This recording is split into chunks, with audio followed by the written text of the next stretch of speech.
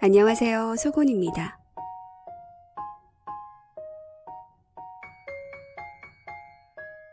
오늘 들려드릴 책은 헨리 데이비드 소로의 월든입니다.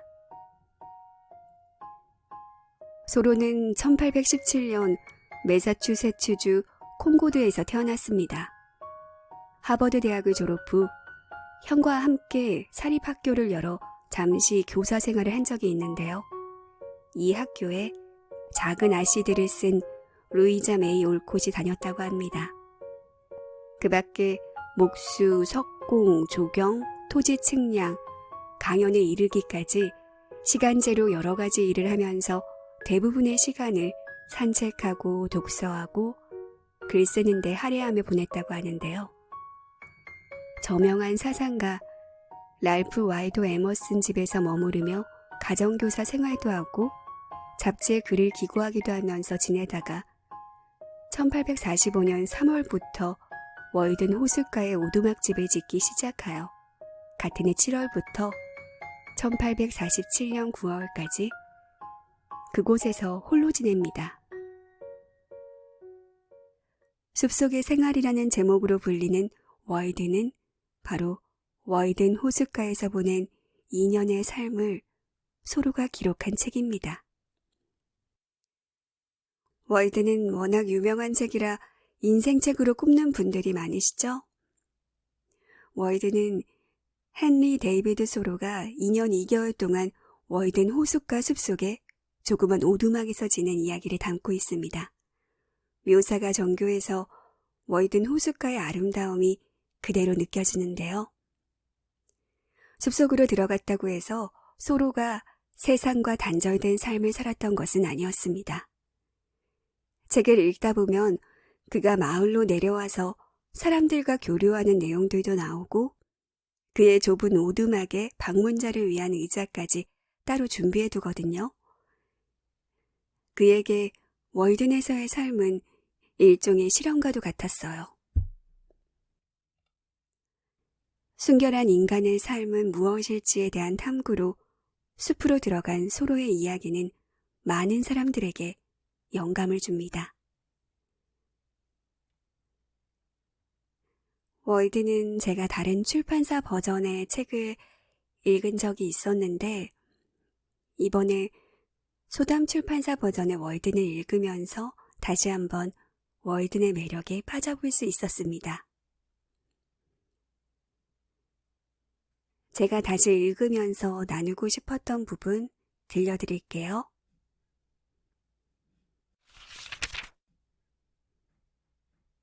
어째서 우리는 성공하려고 그토록 서두르며 또 모험을 감행하는 것일까? 어떤 사람이 동료들과 보조를 맞추고 있지 못하다면 그것은 아마도 그가 그들과는 다른 고수의 북소리를 듣고 있기 때문일 것이다. 그 박자가 어떻든 또 소리가 얼마나 멀리서 나는 것이든 그가 자신의 음악에 발을 맞추도록 내버려두자.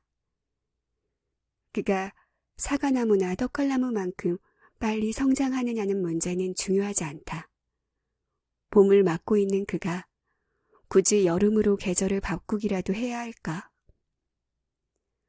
우리에게 맞는 여건이 아직 마련되지 않았다는 이유에서 그것을 대신할 수 있는 어떤 현실이 있을까? 공허한 현실이라는 암초에 난파되어서는 안 될 것이다.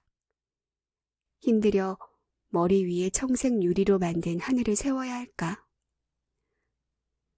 서로 그렇게 한다고 해도 우리는 여전히 마치 유리 따위는 없다는 듯이 그 너머에 있는 진정한 창공을 응시하고 있을 텐데 말이다. 쿠르라는 곳에 완벽을 추구하는 한 예술가가 있었다. 어느 날 그는 문득 지팡이를 하나 깎을 생각을 했다.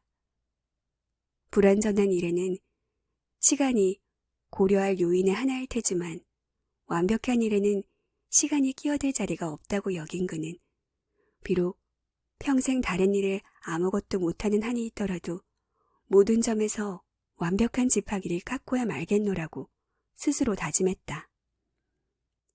적합치 않은 재료는 쓰지 않기로 마음먹은 그는 곧 나무를 구하러 숲으로 갔다. 그가 나뭇가지를 살피며 하나하나 퇴짜를 놓는 동안 그의 친구들은 하나씩 그에게서 떨어져 나갔는데 그것은 그들이 일하다 늙어 죽었기 때문이다. 그러나 그는 조금도 나이를 먹지 않았다. 그의 일사불란한 결의와 고결한 믿음이 그 자신도 모르는 사이에 그에게 영원한 젊음을 주었던 것이다. 그는 결코 시간과 타협하지 않았기 때문에 시간은 그의 길에서 비켜서서 그 예술가를 굴복시키지 못했다는 이유로 멀리서 한숨만 짓고 있었다. 그가 모든 점에서 적당한 재료를 찾아내기 전에 쿠루는 고색 창연한 폐허로 변했으며 그는 그 흙무더기 위에 앉아 나무를 깎았다.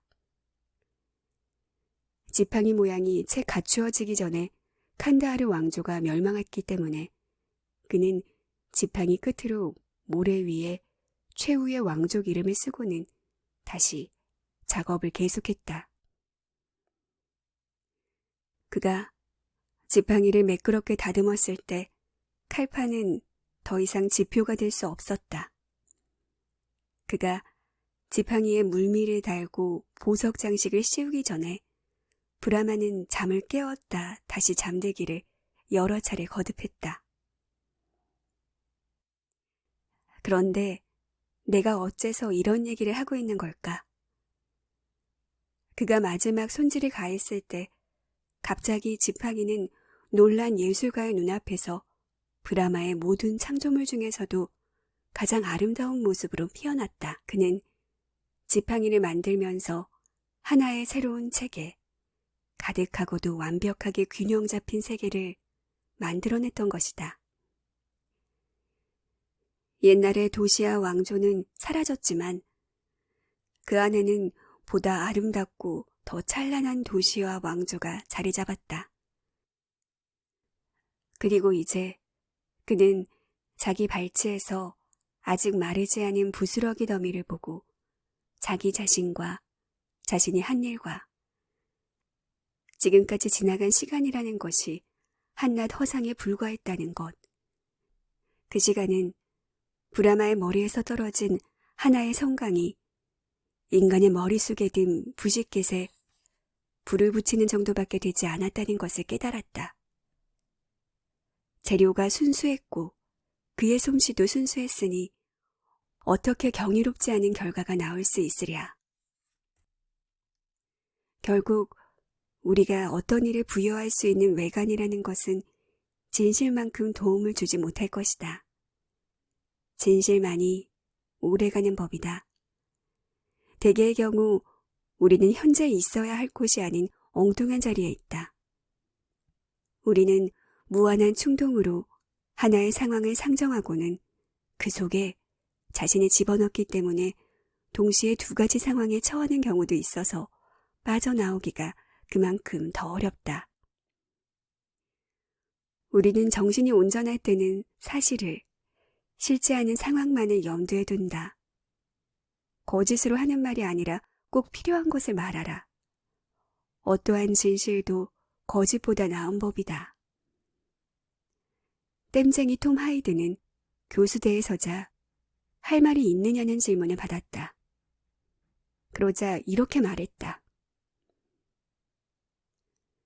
재봉사들에게 바느질을 하기 전에 먼저 실끝에 매듭 짓기를 잊지 말도록 전해주시오.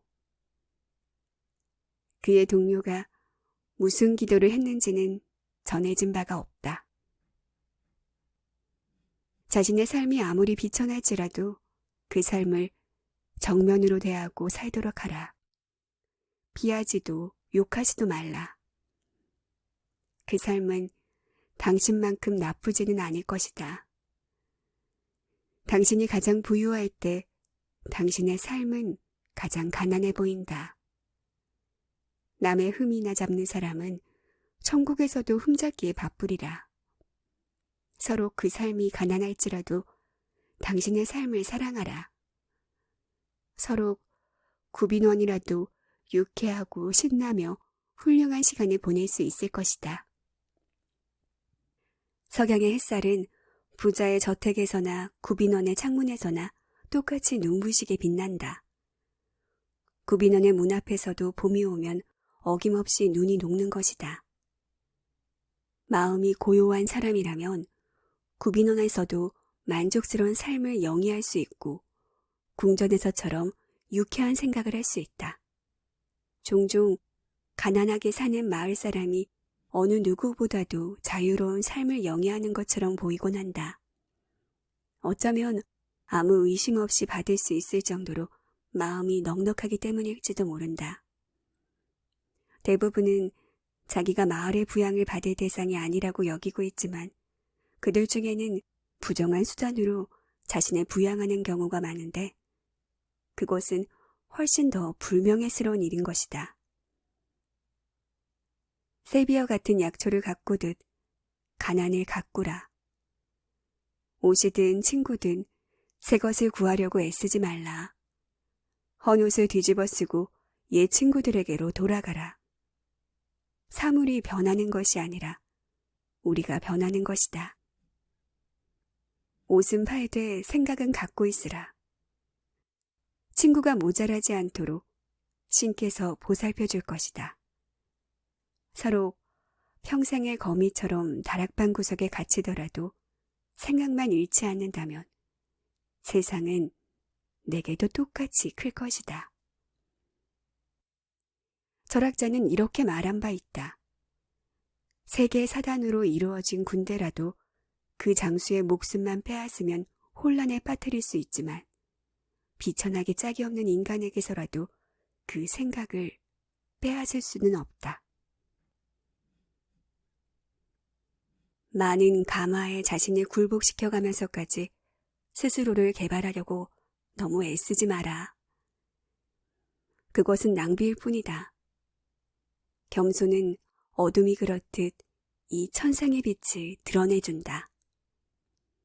가난과 빈약함의 어둠이 주위로 몰려드는 순간 보라, 삼라만상이 눈앞에 전개되지 않는가.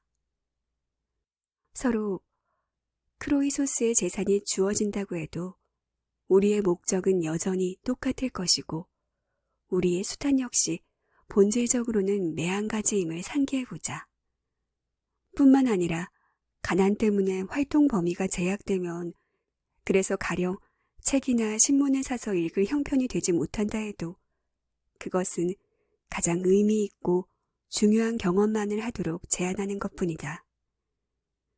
그럴 때는 어쩔 수 없이 가장 중요한 에센스를 산출할 재료를 구할 수밖에 없으리라.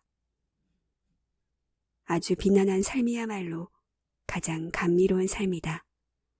그런 삶에서는 빈둥거릴 내야 그럴 수 없다. 낮은 생활 수준에서는 높은 수준의 아량 때문에 잃는 법이 없다. 남아도는 부로는 없어도 상관없는 것만 살 수 있다. 영혼의 필수품을 사는데 돈은 필요 없다.